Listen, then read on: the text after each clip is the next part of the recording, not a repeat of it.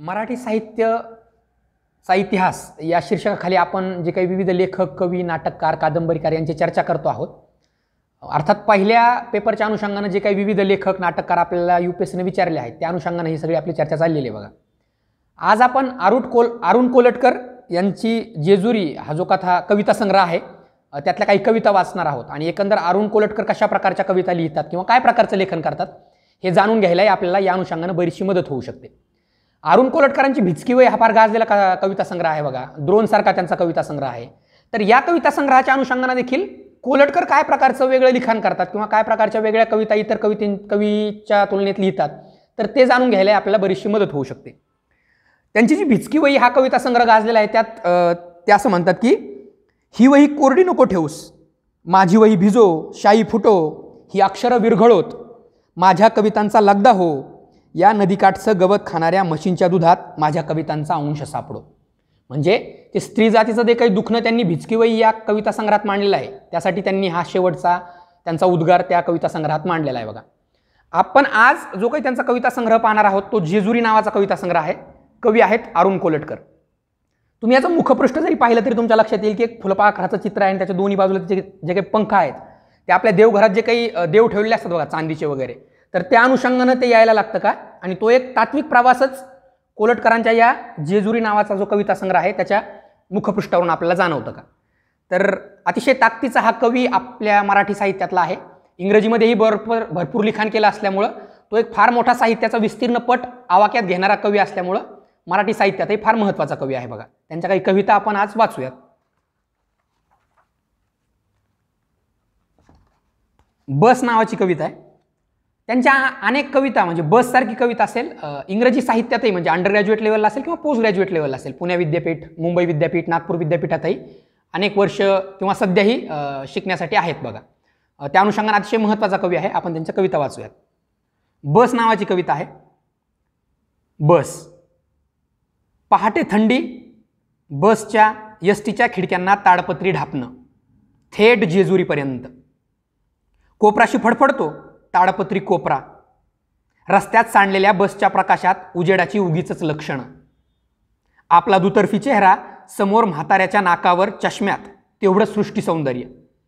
जसं काही आपण तिकीट काढलंय तेच मुळी म्हाताऱ्याच्या कपाळावरल्या टिळ्याचं. नकळत उगवलेल्या सूर्याचे किरण वाटेल तसे बसमध्ये घुसतात. ताडपत्रीच्या काज्यामधनं आलेली नेमकी तिरीप समोरचा चष्मा फोडते. एक कवडसा ड्रायव्हरच्या कानशिलावर बंदुकीच्या नळीसारखा ड्रायव्हर एकदम एक टर्न मारतो.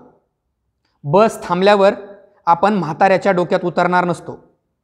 बस थांबल्यावर आपण म्हाताऱ्याच्या डोक्यात उतरणार नसतो हे म्हटलं तर बरंच असतं. तर ही बस नावाची कविता होती. बघा, त्यांची पुढची कविता फुलपाखरू नावाची आहे. यात ते असं म्हणतात की एकतर तुझ्या मागं कसलीच गोष्ट बिष्ट नाही, स्टोरी, कथा, कहाणी काहीच. ही एक गोष्ट बरी आहे, मागचा पेच नाही, पुढचा पोच, पाठीवर बोचकं नाही, नुसते नुकते नुकते पंख, दोन क्षणार्ध एकमेकांना सामील असलेले, आगाना पिछा फक्त उघड झाप, एकट्यानंच खो खो खेळ, स्वतः भोती भोती, उलटपालट आध्यात्माध्यात, पंखलिपी शिकव, वाऱ्यांना कानपिचक्या दे, काळाच्या कानामागून ये आणि काळाच्याच डोक्यावर मिरी वाटून जा, पृथ्वीच्या करपलेल्या नाकावर टिचून, शिवाय खिरापत हो, दोन खांदे वाटून दे चार दिशांना, 5 दैत्यांना, 25 देवळांना, 300 दीपमाळांना, गवताच्या 5000 करपलेल्या पात्यांना. धांदल करू नको, सगळ्यांना पुरून उरणारा आहेस, खूप आहेस. हळदुलीची मूठ, वारेमाप भंडारा, तुझा येळकोट असो. या दरिद्री डोंगरांना आपल्या पंखाखाली घेणाऱ्या फुलपाखरा, देवळातला वरवंटा सुरवंटासारखा सुंदर असता तर ही समुद्रवलयांकित पृथ्वी पण तुझ्यासारखीच सुंदर झाली असती. ही फुलपाखरू नावाची कविता होती. बघा, त्यांची अतिशय जागतिक स्तरावर गाजलेली म्हातारी नावाची ही कविता आहे. बघा, ती आपण वाचूयात. म्हातारी. म्हातारी बाही पकडते, पाठीशी लागते, आता हिला आधेली द्या, नाल दाखवीन म्हणते. आपला पाहून झालेला असतो, जा बाई जा. ती पिच्छा सोडते का, आपल्या बाहीवरची पकड उलट अधिकच बळकट होते. म्हाताऱ्या एकदा चिकटल्या की ठाऊकच आहे तुम्हाला, जळवा. या प्रकरणाचा सोक्षमोक्ष लावायला म्हणून आपण गरकन वळतो आणि बाही खेचून घेणार तेवढ्यात बुड्ढी म्हणते, नाहीतर बाबा ह्या असल्या डोंगरावर आम्हाला दुसरं काय.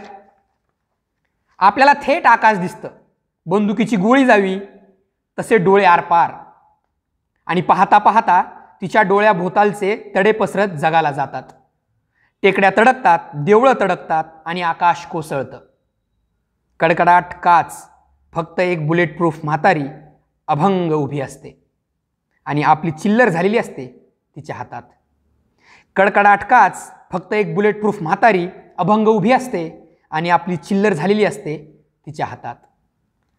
तर या जेजुरी या कविता संग्रहातल्या अरुण कोलटकर यांच्या कविता होत्या. धन्यवाद.